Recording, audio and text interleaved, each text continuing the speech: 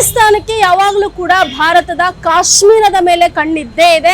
ಈಗಾಗಲೇ ಒಂದಷ್ಟು ಭಾಗವನ್ನ ಪಾಕಿಸ್ತಾನ ದಶಕಗಳ ಹಿಂದೆನೆ ಆಕ್ರಮಿಸಿಕೊಂಡಿರುತ್ತೆ, ಬಲವಂತವಾಗಿ ಇಲ್ಲೀಗಲ್ ಆಗಿ ಅಂತಲೂ ಕೂಡ ಹೇಳಬಹುದು.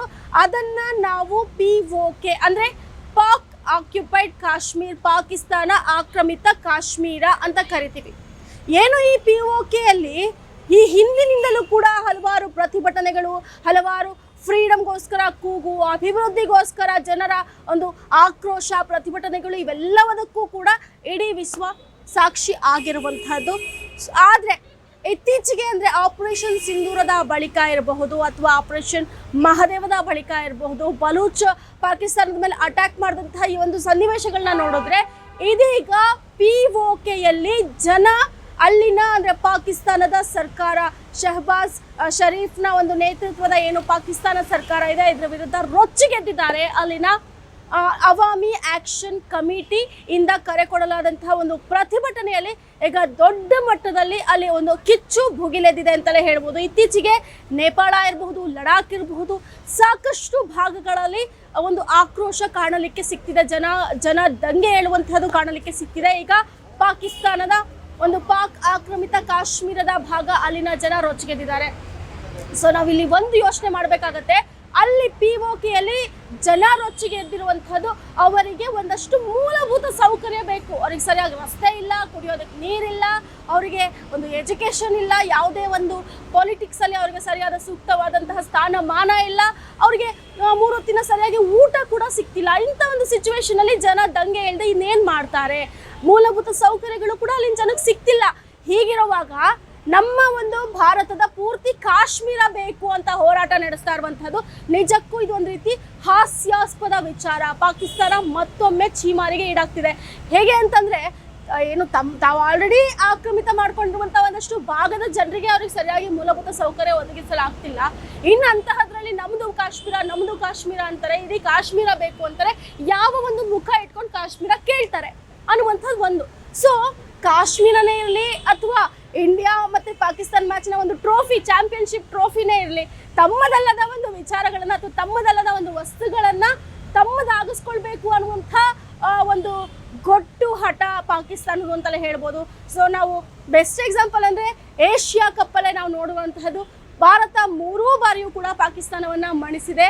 ಆದರೆ ಪಾಕಿಸ್ತಾನಕ್ಕೆ ಈಗಲೂ ಅನ್ಸುತ್ತೆ ಆ ಟ್ರೋಫಿ ನಮ್ದು ಅಂತ. ಸೊ ಅದು ಒಂದು ವಿಚಾರ ಆಯ್ತು ಅಂದ್ರೆ, ಸೊ ಪಾಕಿಸ್ತಾನ ಈಗಲೂ ಕೂಡ ಕಾಶ್ಮೀರ ನಮ್ದು ಅಂತ ಅನ್ಕೊಳ್ತಾ ಇರುವಂತಹ ವಿಚಾರ ಕೂಡ ಇಲ್ಲಿ ಹಾಸ್ಯಾಸ್ಪದ ಅನ್ಸುತ್ತೆ. ಯಾಕಂದ್ರೆ ಈಗ ಪ್ರೆಸೆಂಟ್ ಸಿಚುವೇಶನ್ ಪಾಕ್ ಆಕ್ರಮಿತ ಕಾಶ್ಮೀರದಲ್ಲಿ ಕೈ ಮೀರಿ ಹೋಗ್ಬಿಟ್ಟಿದೆ. ಯಾವ ಹಂತಕ್ಕೆ ತಲುಪಿದೆ ಅಂದರೆ ಅಲ್ಲಿನ ವಿದ್ಯುತ್ತನ್ನು ಕಟ್ ಮಾಡಲಾಗಿದೆ, ಅಲ್ಲಿನ ಇಂಟರ್ನೆಟ್ ಸೇವೆಯನ್ನು ಕೂಡ ಬಂದ್ ಮಾಡಲಾಗಿದೆ, ಅಲ್ಲಿನ ಜನರ ದಂಗೆಯನ್ನು ಹತ್ತಿಕ್ಕುವಂತಹ ಕೆಲಸವನ್ನ ಮಾಡೋದಕ್ಕೆ ಇದು ಸಾಕಷ್ಟು ಭಾಗಗಳಲ್ಲಿ ಒಂದು ದೊಡ್ಡ ಮಟ್ಟದಲ್ಲಿ ಒಂದು ಅಲ್ಲಿನ ಒಂದು ಮಿಲಿಟರಿಯನ್ನು ಹಾಕಲಾಗಿದೆ, ಪೊಲೀಸರನ್ನ ನಿಯೋಜನೆ ಮಾಡಲಾಗಿದೆ ಭದ್ರತಾ ದೃಷ್ಟಿಯಿಂದ. ಆದರೂ ಕೂಡ ಕಂಟ್ರೋಲ್ ತಪ್ಪುವ ಎಲ್ಲ ಲಕ್ಷಣಗಳು ಕಾಣಿಸ್ತಿದೆ. ಈಗ ಅಕ್ಷರಶಃ ಪಾಕ್ ಆಕ್ರಮಿತ ಕಾಶ್ಮೀರ ಸ್ತಬ್ಧವಾಗ್ತಾ ಇದೆ. ಮತ್ತೊಂದು ಕಡೆ ಪ್ರೊಟೆಸ್ಟ್ಗಳು ಕೂಡ ಆಗ್ತಿದೆ. ಅರ್ಧ ಪಾಕ್ ಆಕ್ರಮಿತ ಕಾಶ್ಮೀರ ಸ್ತಬ್ಧವಾದ್ರೆ ಮತ್ತೊಂದು ಅರ್ಧ ಪ್ರೊಟೆಸ್ಟರ್ಸ್ ಇಂದ ತುಂಬಿ ತುಳುಕ್ತಿದೆ, ಪ್ರತಿಭಟನೆಗಳಾಗ್ತಿದೆ. ಇನ್ನು ಪೊಲೀಸರ ವಿರುದ್ಧವೇ ಕೂಡ ಅವರು ಪ್ರತಿಭಟನೆಗಳನ್ನ ಮಾಡ್ತಿರುವಂತಹದ್ದು, ಅಲ್ಲಿನ ಏನು ಭದ್ರತಾ ಪಡೆಗಳ ಒಂದಷ್ಟು ಜನರನ್ನ ಅವರು ವಶಕ್ಕೆ ಪಡೆದಿರುವಂತಹ, ಹೀಗೆ ಕೈ ಮೀರಿ ಹೋಗ್ತಿರೋ ಸಿಚುವೇಶನ್. ಇನ್ನು ಅಲ್ಲಿನ ಜನರನ್ನ ಕಂಟ್ರೋಲ್ ಮಾಡೋದಕ್ಕೆ ಪಾಕಿಸ್ತಾನ ನೆರೆಯ ಒಂದು ಭಾಗಗಳಿಂದಲೂ ಕೂಡ ಒಂದು ಇದನ್ನ ಮಾಡ್ತಿರುವಂತಹದ್ದು, ಅಂದ್ರೆ ಹೆಲ್ಪ್ಗೆ ಮನವಿಯನ್ನ ಮಾಡ್ತಿರುವಂತಹದ್ದು.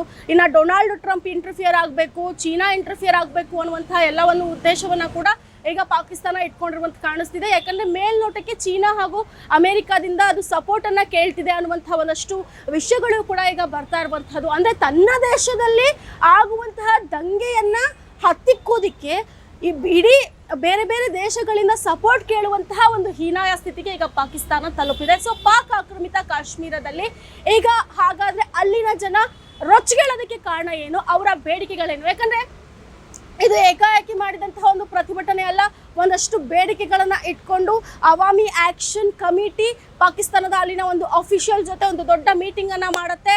ಈ ಮೀಟಿಂಗ್ ಅಲ್ಲಿ ತಮ್ಮ ಬೇಡಿಕೆಗಳನ್ನ ಇಡ್ತಾರೆ. ಸತತ 13 ಗಂಟೆಗಳ ಕಾಲ ನಡೆದಂತಹ ಒಂದು ಸಭೆಯಲ್ಲಿ ಇವರ ಯಾವುದೇ ಬೇಡಿಕೆಯನ್ನ ಈಡೇರಿಸೋದಕ್ಕೆ ಅಲ್ಲಿನ ಒಂದು ಸರ್ಕಾರದ ಅಫಿಷಿಯಲ್ಸ್ ಒಪ್ಪೋದಿಲ್ಲ. ಹೀಗಾಗಿ ಇವರ ಒಂದು ಪ್ರತಿಭಟನೆ ಏನಾಗುತ್ತೆ ಅಂದ್ರೆ ಇವರ ಒಂದು ಸಭೆ ಏನಾಗುತ್ತೆ ಅದು ಟೋಟಲಿ ವಿಫಲವಾಗುತ್ತೆ. ಹೀಗಾಗಿನೇ ದೊಡ್ಡ ಒಂದು ಪ್ರೊಟೆಸ್ಟ್ಗೆ ಇವರು ಕರೆಯನ್ನ ಕೊಡ್ತಾರೆ.